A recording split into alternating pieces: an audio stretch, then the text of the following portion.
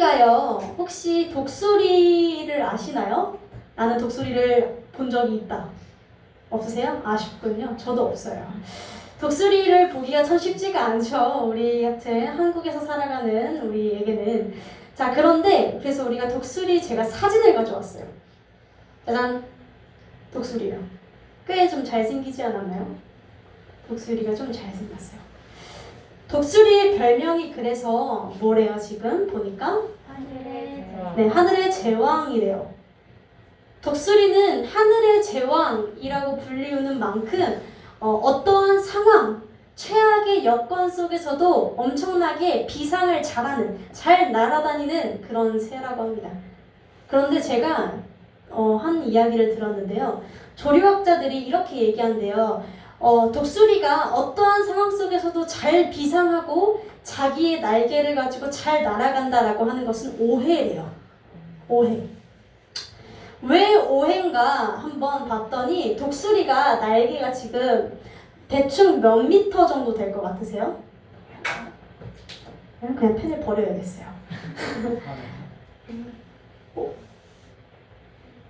네? 네? 2미터? 혹시 어디서 들으셨어요? 그때 날개가 2미터래요. 2미터. 2미터면 제 키보다 커요. 안타깝게도 여기 계신 모든 분들보다 커요. 날개만. 날개가 우리의 키를 넘는 거죠. 2미터면요. 우리가 지금 최장신이 아마 병윤일 텐데 이제 아마 2미터를 넘진 않으니까요. 우리가 독수리 날개보다 키가 작아요. 저는 그렇게 보면 되는데요. 자, 보통 이렇게 날개가 크면요, 2미터 정도 되면 이 날개를 퍼덕일 수 있을까요? 날개를 퍼덕이는 걸 아마 지금 전도사님이 저기서 힘차게 하고 계신데 쉽진 않을 것 같아요.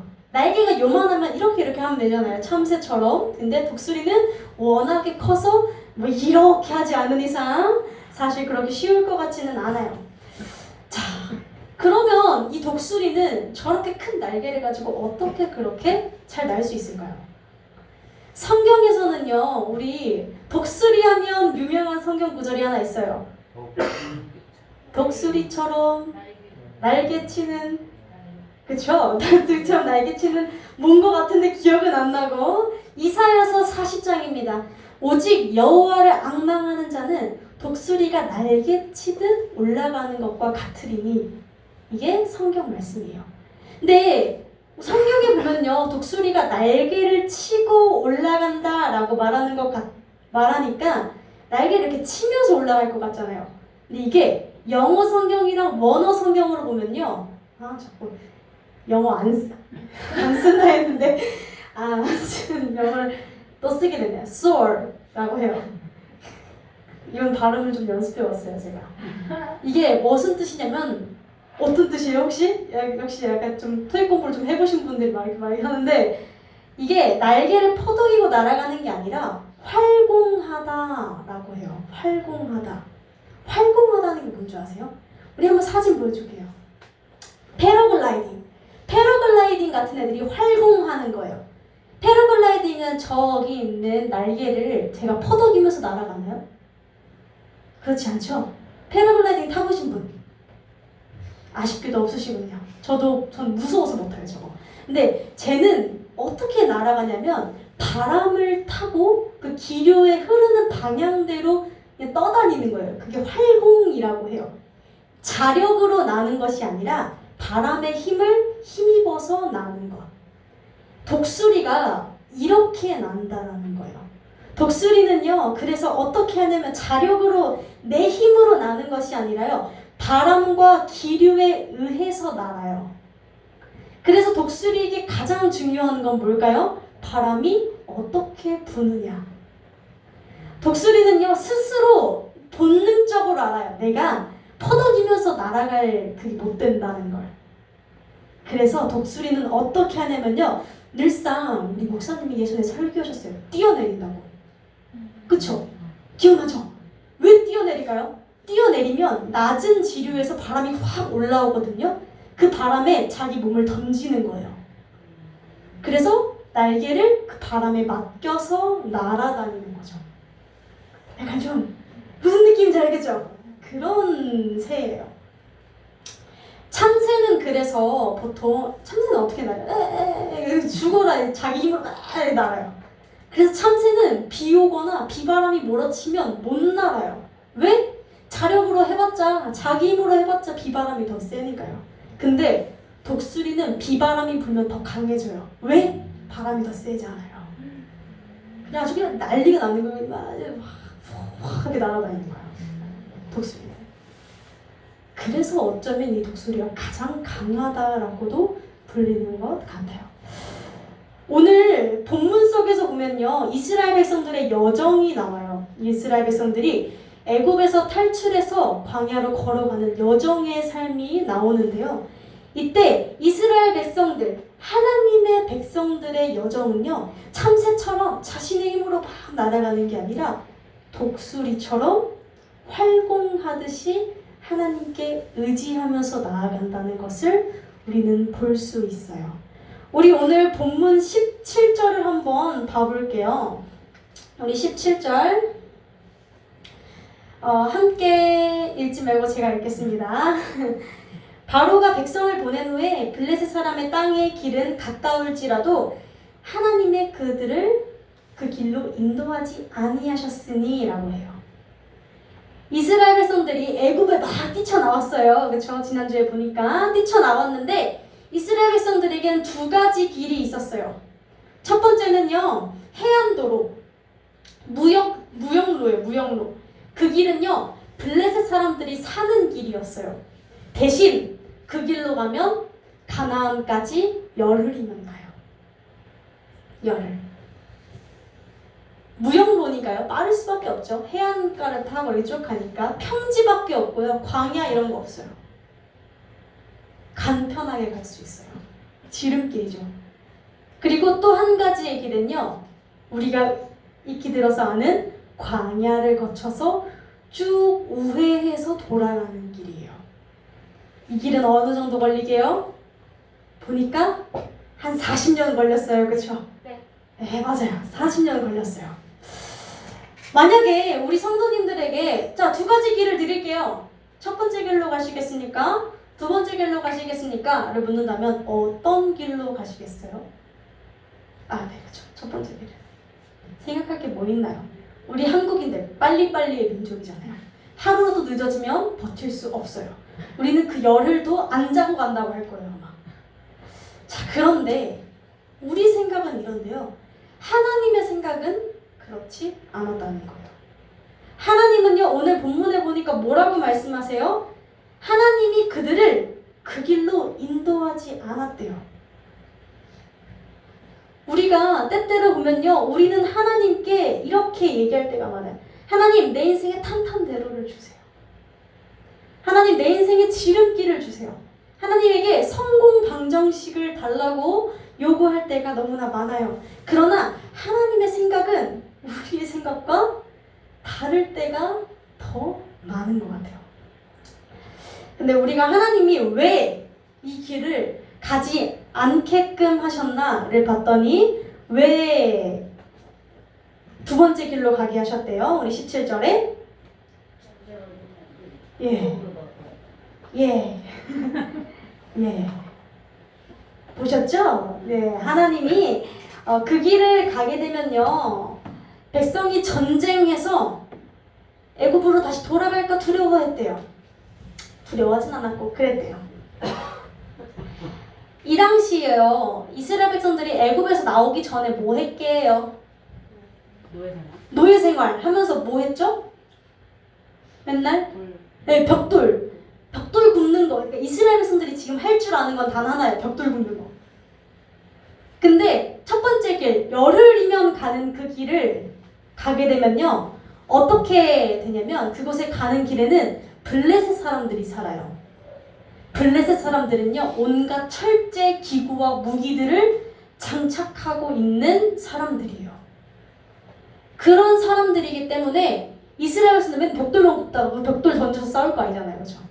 그러니까 싸울 줄도 모르고 전쟁하는 법도 모르고 아무것도 모르는 이 이스라엘 백성들이 블레셋을 만나서 겁나가지고 얘네들이 다시 애굽으로 돌아가서 또 노예 생활을 할까봐 하나님이 그 먼 길을 돌아오게 하셨어요. 우리가 하나님의 생각이 내 생각과 다를 때, 나는 빠른 길을 원하고 나는 지금 이 길이 열리기를 원할 때 하나님은 그렇지 않을 때가 있어요. 그때마다 우리가 생각해야 하고 믿고 기다려야 하는 것은 단 하나예요. 어떤 것? 하나님의 길이 가장 안전하다는 것. 하나님의 길이 가장 또 완전하다는 것. 안전하고 완전한 줄로 믿습니다. 우리 함께 아까 고백했듯이 날 향한 계획이 있대요. 내 앞에 펼쳐진, 가사가 뭐였죠? 내 앞에 펼쳐진 매일의 삶을 살다가 보면 그곳에 날 향한 계획이 있고 섭리가 있대요. 또 그 길에는요, 매 순간 나에게 믿음들을 요구하실 때가 순종을, 하나님 생각이랑 내 생각이랑 다른데요? 근데 나에게 순종을 요구하실 때가 있는데 그때마다 늘상 하나님에게는 계획이 있고 섭리가 있대요. 그리고 또 한 가지, 하나님이 열흘 걸리는 길이 아니라 40년 걸린 길을 돌아서 가게 하신 이유는 하나 더 있어요. 뭐냐면 자기 백성들을 훈련시키기 위해서요. 우리는요, 훈련받는 걸 너무 싫어해요. 근데 스포트라이트 너무 받고 싶어해요.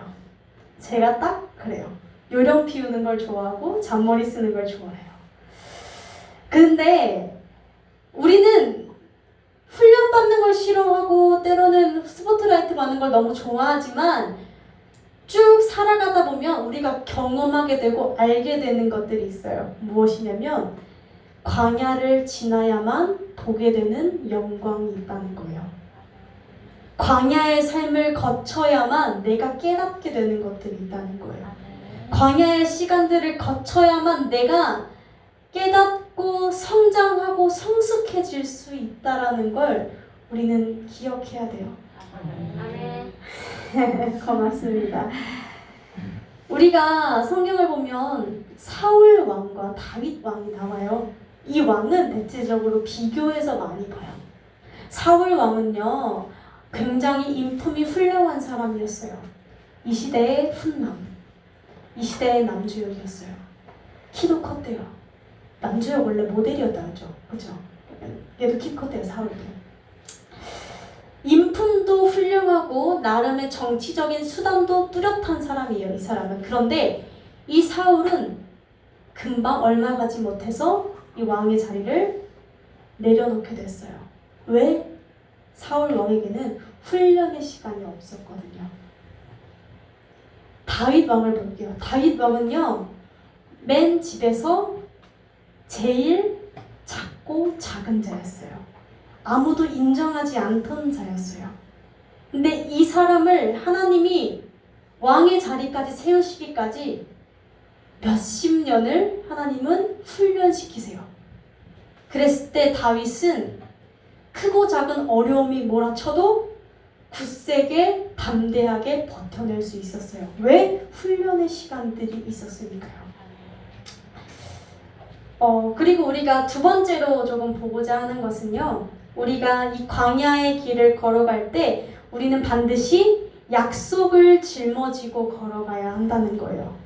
우리 성경 구절을 봤는데요, 18절에 갑자기 19절에 뜬금없이 뭐가 하나 나와요. 뭐가 나오죠? 좀 약간 어색하게 껴있는 뭐 하나 있지 않나요? 해골?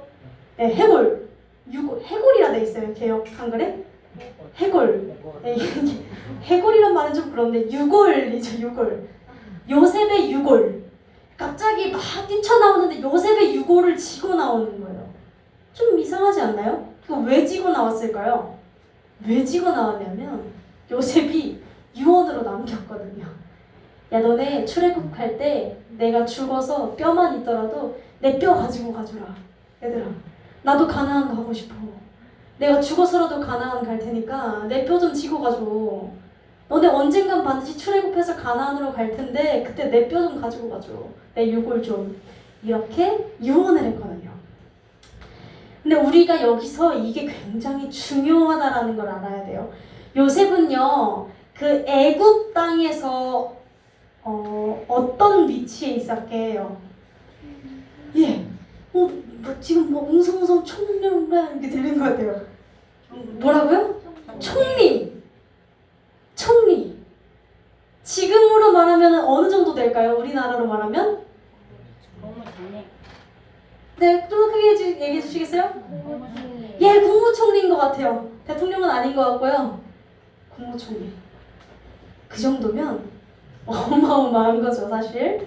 이 어마어마했던 애굽에서 정말 엄청나게 이름을 드러냈던 이 요셉이 애굽에 묻히는 걸 원하는 것이 아니라 하나님이 약속하신 땅에 묻히고 싶어 했어요.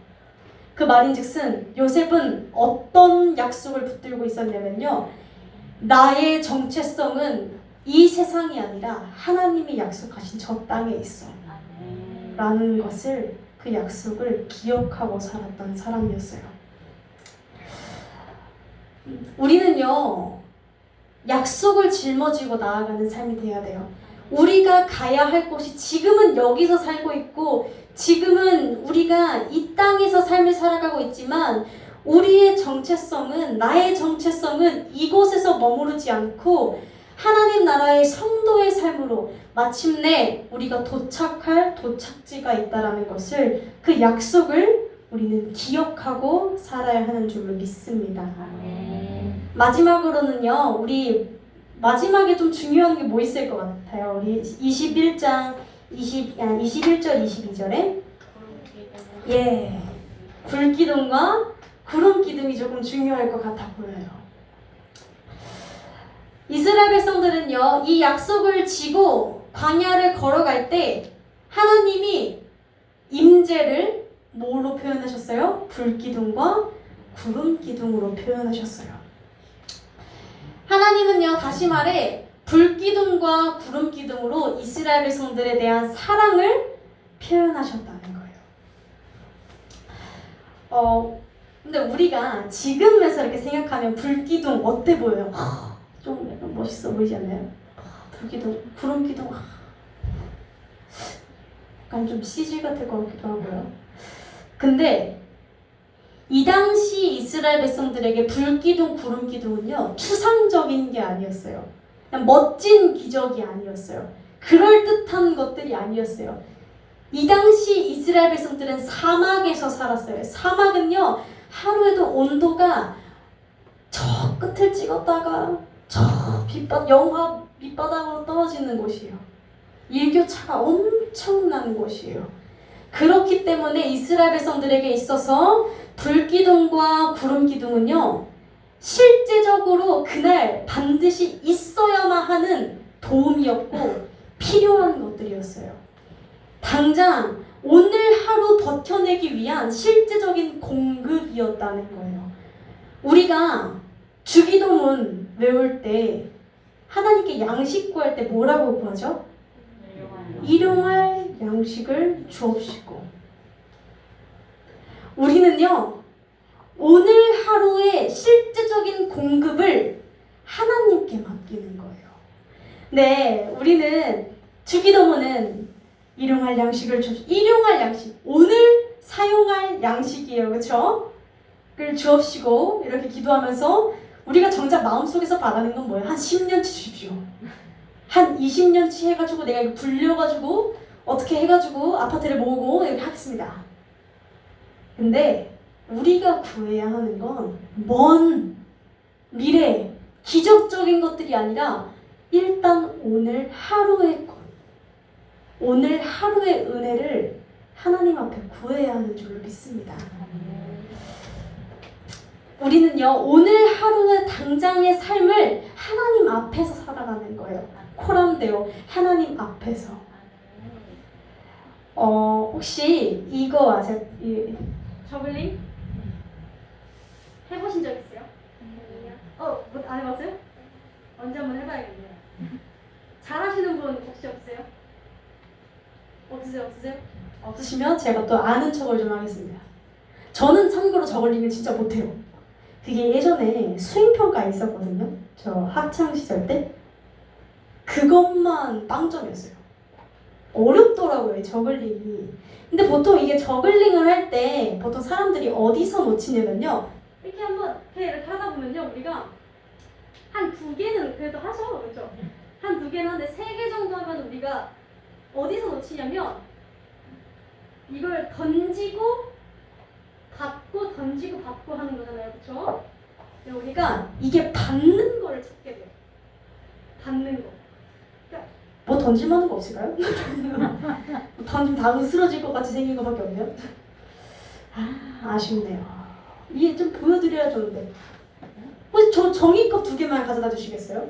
종이컵이요? 오오오오오.